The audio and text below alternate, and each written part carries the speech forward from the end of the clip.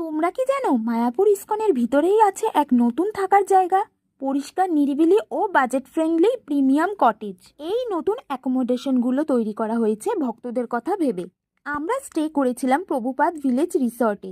এখানকার থাকার খরচ অন্যান্য ভবনগুলোর থেকে অনেকটাই কম। এই হলো এখানকার রিসেপশন। এখানকার চেক ইন সময় সকাল 10টা ও চেক আউট সময় পরের দিন সকাল 8টা। 8টা বেজে গেলে এক্সট্রা ফাইন দিতে হবে। আর হ্যাঁ, এখানে কিন্তু অনলাইনে এবং কার্ডেই পেমেন্ট করা যায়, ক্যাশ পেমেন্ট করা যায় না। রিসর্ট থেকে মন্দির একদম হাঁটার দূরত্বে। এনাদের নিজস্ব রেস্টুরেন্ট ও ফার্ম হাউসও রয়েছে। চলো এবার রুম ট্যুরটা তোমাদের সঙ্গে শেয়ার করে ফেলি।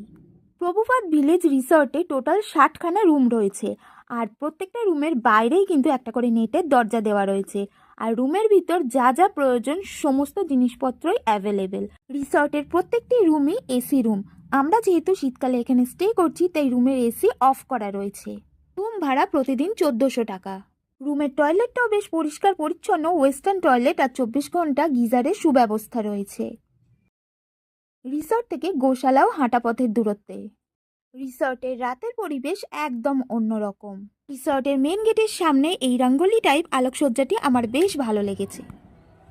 রিসর্টের চারপাশে আলো জ্বলে উঠেছে এবং এক ভক্তিময় ও মায়াবী পরিবেশের সৃষ্টি করেছে। প্রভুপাদ ভিলেজ রিসর্টের প্রতিটি জায়গা থেকেই ইস্কন মন্দিরের চূড়া স্পষ্টভাবে দেখা যায়।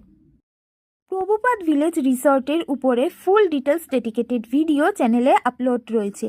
তোমরা চাইলে গিয়ে দেখে আসতে পারো। আরও এই রকম ইনফরমেটিভ ভিডিও পাওয়ার জন্য চ্যানেলটিকে সাবস্ক্রাইব করতে একদম ভুলো না। তোমাদের সঙ্গে দেখা হচ্ছে নতুন ভিডিওয়।